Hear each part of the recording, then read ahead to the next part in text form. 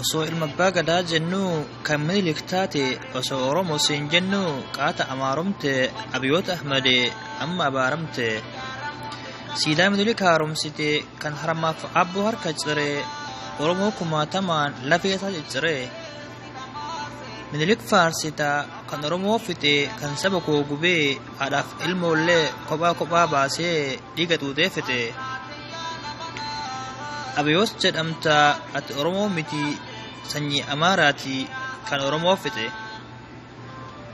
gootonni Oromoo meeqaatamii meeqa kan Amaarri fite tokko maqaan kaaftu Abiyoot takkallee Oromoon fakkaattu Abiyoot takkallee Oromoon fakkaattu gootonni Oromoo kan siidaan dhaabbatuuf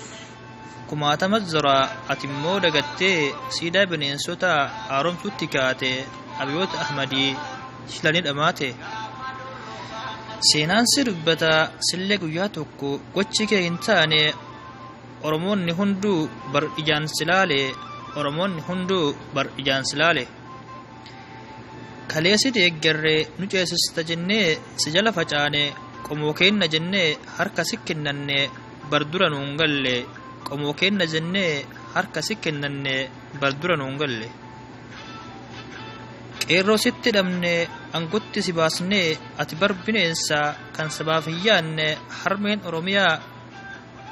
kan garaas hin nyaanne Abiyoot nafxanyaa guddisa wayyaane Abiyoot nafxanyaa guddisa wayyaane waraana leenjistee Oromoon adamsuuf meeshaa harka keesse jaarsaaf jaartillee wal irratti ajjeeste kaan matarraa murtee